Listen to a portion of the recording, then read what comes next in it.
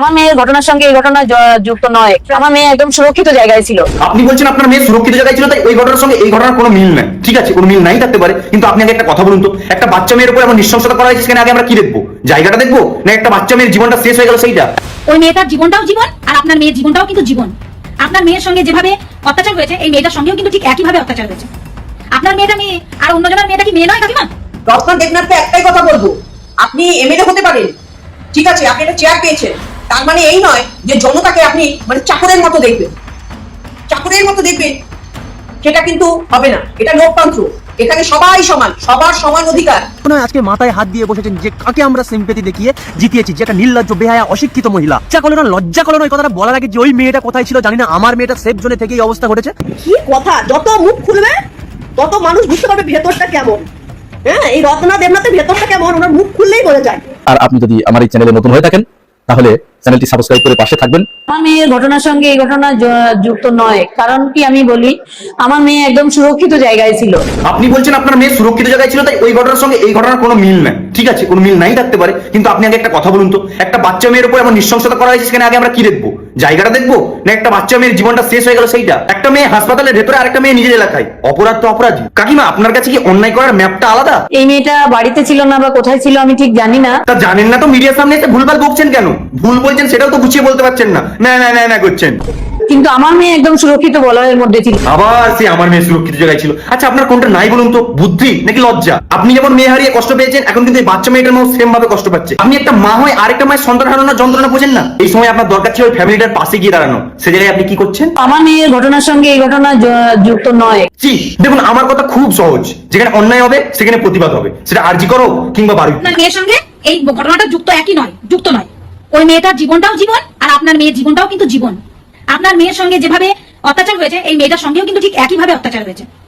আপনার মেয়েটা মেয়ে, আর অন্যজনের মেয়েটা কি মেয়ে নয় কাকিমা? আপনি বলতে চাইছেন আপনার মেয়ে সুরক্ষিত জায়গায় ছিল, এদিকে আবার মমতা বন্দ্যোপাধ্যায়ের স্বাস্থ্য কেন্দ্রটাকে নিন্দা করছেন যে সুরক্ষিত জায়গায় থেকে কি করে এরকম হলো। আপনার প্রশ্নের আপনি উত্তর দিয়ে দিচ্ছেন, আপনি নিজেই উত্তর দিচ্ছেন যে আপনার মেয়ে সুরক্ষিত জায়গায় থেকেও কেন কি জন্য এরকম হলো। আর এই মেয়েটা কোথায় ছিল তা তো জানি না। এটা বাচ্চা মেয়ে, তার বন্ধু কিংবা বান্ধবীর জন্মদিনে যাচ্ছিল, তাও আবার বিকেল 4টের সময়, 4টে থেকে 4:30-এর সময়, দিনের বেলা। আর আপনার মেয়ে রাত 12:30, 1টা, 1:30 কি 2:30টার সময় তখন টিফিন খাচ্ছিল একটা ঘরে একা বসে। খবরের চ্যানেল থেকে শোনা। বিষ বিক্ষোভ উঠেছে তা ঠিক আমার জানা নেই। আর আপনি নতুন ঢুকেছেন, আপনার বোঝার জানার কথাও নয়। কিছুদিন গেলে হয়তো আপনি বুঝতে পারবেন। আর আমি একটা জিনিস দেখেছি, যেমন ধরুন আমরা ভিডিও করি, যারা বিজেপির দিকে সাপোর্ট করা লোক, তারা এসে আমাদের কমেন্ট বক্সে উল্টোপাল্টা নোংরা কমেন্ট করে।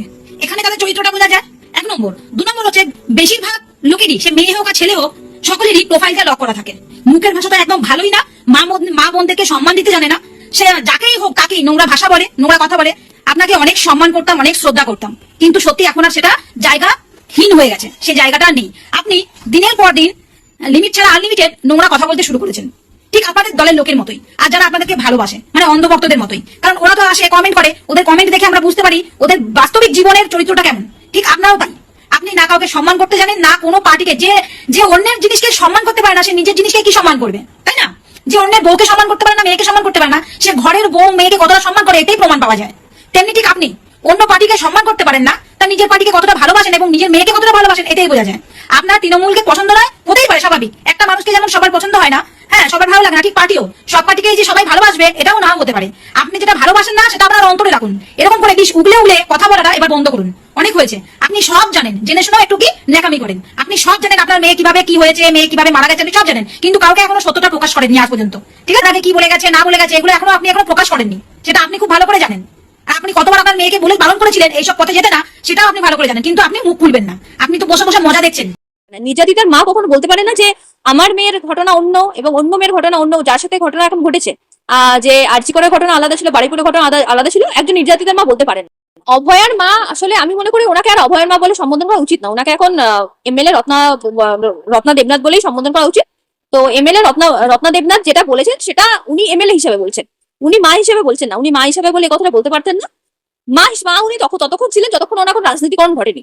উনি নির্যাতিতার মা রাজনীতিকরণ ঘটার আগে অব্দি ছিলেন। তারপরে উনি রাজনীতির ময়দানে নেমেছেন, উনি রাজনৈতিক কর্মী হয়েছেন, উনি বিজেপির কর্মী হয়েছেন, বিজেপির ক্যান্ডিডেট হয়েছেন, এবং এখন তিনি এমএলএ। অতএব এখন তার বক্তব্যগুলো বিজেপি বা শাসক দলের এমএলএ হিসেবে আসবে, খুব স্বাভাবিক। এখন তার বক্তব্য একজন নির্যাতিতার মা হিসেবে আসবে না। নির্যাতিতার মা কখনো বলতে পারে না যে আমার মেয়ের ঘটনা অন্য এবং অন্য মেয়ের ঘটনা অন্য, যার সাথে ঘটনা এখন ঘটেছে, যে আরজি করের ঘটনা আলাদা ছিল, বাড়িপুরের ঘটনা আলাদা ছিল, একজন নির্যাতিতার মা বলতে পারেন না।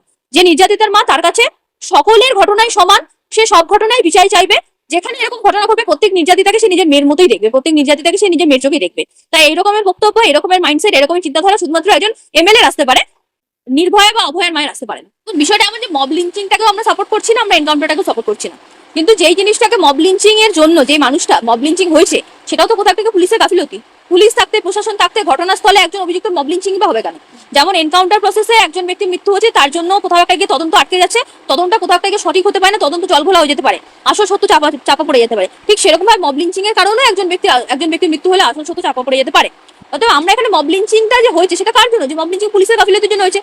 পুলিশ যদি সঠিক সময় পৌঁছাতো, যখন পুলিশ জানতে পারছে একটা বাচ্চা মেয়ে নিখোঁজ আছে, অনেকক্ষণ ধরে নিখোঁজ আছে, এলাকার মানুষ তাকে খুঁজে বেড়াচ্ছে, এলাকার মানুষের সাহায্য নিতে হচ্ছে তাকে খোঁজার জন্য, তাহলে পুলিশ সেই ঘটনাস্থলে এতটা নেগলিজেন্স করলো কি করে যে মব লিঞ্চিং এর মতো একটা ঘটনা ঘটলো? এবং মব লিঞ্চিং এর মতো ঘটনা ঘটার পরে পুলিশ যেটা করছে, এখন পুলিশ যেটা আমি শুনছি যে এলাকা পুরো থমথমে নিস্তব্ধ হয়ে গেছে, এলাকা থেকে পুলিশ যাকে পাচ্ছে তাকে নিয়ে চলে আসছে। তো এইটাও পুলিশ এখন যে র্যাপিড অ্যাকশনটা নিচ্ছে, এই অ্যাকশনে যদি পুলিশ আগে নিত, এই অ্যাকশনটা যদি আগে নেওয়া হতো, তাহলে হয়তো কোথাও থেকে আসল 4জন অভিযুক্তকে বাঁচানো যেত, 4জন অভিযুক্তকে তদন্তে ব্যবহার করা যেত, 4জন অভিযুক্তের কাছ থেকে আসল সত্য জানা যেত, এবং 4জন অভিযুক্তকে তাদের প্রাপ্য শাস্তি দেওয়া যেত। কারণ প্রাপ্য শাস্তিটা এখানে আমরা চাইছি, আমরা এখানে চাইছি না তারা তাদের প্রাপ্য শাস্তি পায়, কঠোরতম শাস্তি পায়, এবং সেটা আইনি প্রক্রিয়ার মাধ্যমে পায়। শাস্তিটা এখানে যতটা গুরুত্বপূর্ণ, সঠিক নিয়মে শাস্তিটা দেওয়া আছে কিনা সেটাও ততটাই গুরুত্বপূর্ণ। বারুইপুর কাণ্ড নিয়ে এই যে ঘটনা আপনি বললেন, এর পরিপ্রেক্ষিতে দেখা গেল লাহেক আলী, যিনি প্রথমে ওখানে বিয়ে করছিলেন, তার বিরুদ্ধে উস্কানি এফআইআর করা হয়েছে বারুইপুরে। হ্যাঁ, যেটা আমি বলছিলাম যে আমরা সবসময় দেখি যে কারোর বিরুদ্ধে অভিযোগ নিয়ে আসলে সেই অভিযোগটা সবসময় সত্যি থাকে না। অভিযোগ নিয়ে আসা হয়েছে মানে যে অভিযোগটার ভিত্তি আছে সেটা নয়। এখানে এলাকার মানুষ জানে, আমরা যদি গ্রাউন্ড রিয়ালিটি দেখি, গ্রাউন্ড রিপোর্ট দেখতে গেলে হয়তো জানা যেতে পারে যে লাহেক আলী সেখানে পৌঁছেছিলেন ঘটনা জানার পরে। তিনি ঘটনাস্থলে পৌঁছান, তিনি কোথাও একটা গিয়ে উদ্ধার কার্যে সাহায্য করেন, কোথাও একটা গিয়ে আসল আন্দোলনটাকে গড়ে তুলেছিলেন যাতে সাধারণ মানুষ জানতে পারে যে কি ঘটনা ঘটেছে। আমরা এর আগে আরজি করেও দেখেছি যে আরজি কর আন্দোলনেও আমরা দেখেছিলাম যে আরজি কর ঘটনা যখন ঘটে, মাঝরাতে মীনাক্ষী, দীপশিতা এবং কলতান সৃজনে ছিল বলেই মানুষ জানতে পেরেছিল যে আরজি কর আসল ঘটনা কি ঘটেছে, নাহলে সেই ঘটনাকে সুসাইড বলে চালানো হচ্ছিল। এখানে যাতে মানুষ সত্যিটা জানতে পারে, মানুষের সামনে যাতে আসল ঘটনা আসে, সেই জন্য লাহেক আলী এলাকায় পৌঁছেছিলেন। এখন তার বিরুদ্ধে বিভিন্ন রকমের অভিযোগ আসছে, মানুষকে বিভ্রান্ত করার চেষ্টা করা হচ্ছে, হয়তো কোথাও থেকে মানুষ বিভ্রান্ত হচ্ছে, মানুষ সোশ্যাল মিডিয়া যেটা দেখছে সেটা হয়তো বিশ্বাস করছে, এবং সোশ্যাল মিডিয়া তার বিরুদ্ধে অপপ্রচার এটাও চালানো হচ্ছে যে অভিযুক্তদের মধ্যে একজন লাহেক আলীর পোলিং এজেন্ট ছিল ভোটের সময়, কিন্তু সেইটাও প্রমাণ করে দেওয়া হয়েছে, লাহেক আলীর পক্ষ থেকে প্রমাণ করা হয়েছে যে এরকম মানে ঘটনা, এই কথাটা পুরো ভিত্তিহীন, পুরো মিথ্যা অপপ্রচার ছড়ানো হচ্ছে লাহেক আলীর বিরুদ্ধে। অতএব এখানে অভিযোগ নিয়ে আসা হচ্ছে, অভিযোগটাকে পুরোপুরি ওনার বিরুদ্ধে নিয়ে ব্যবহার করা হচ্ছে যাতে আন্দোলনটা থমকে যায়। কারণ সাধারণ মানুষ বা মানুষ যদি আন্দোলনে নেমে যায়, কোথাও একটা গিয়ে শাসক দল হয়তো ভয় পাচ্ছে, সেই আন্দোলনটা কোথাও একটা গিয়ে গুরুত্বপূর্ণ ভূমিকা নিলে কোথাও একটা গিয়ে হয়তো শাসক টলমল খেয়ে যাবে, বা কোথাও একটা গিয়ে হয়তো বিরোধীদের শক্তি বৃদ্ধি পাবে, শাসক হয়তো চায় না বিরোধীদের শক্তি বৃদ্ধি পাক, বা কোথাও একটা গিয়ে হয়তো কিছু সংখ্যক মানুষ চাইছে না যে আন্দোলনটা এখানে বৃহত্তর আন্দোলন হয়ে উঠুক, তাই হয়তো যে আন্দোলনের প্রধান মুখ তাকে হয়তো কোথাও একটা গিয়ে কালিমালিপ্ত করার চেষ্টা করা হচ্ছে। অতএব বিষয়টা এখানে অত্যন্ত এখন বিচারাধীন বিষয়। যদি তার বিরুদ্ধে এরকম কোনো অভিযোগ থেকে থাকে, তাহলে আমি মনে করি আইন আছে, প্রশাসন আছে, সবকিছু সঠিক বিচার হবে, সবকিছু সঠিক তদন্ত হবে, এবং সেটা মানুষের সামনে অবশ্যই আসবে।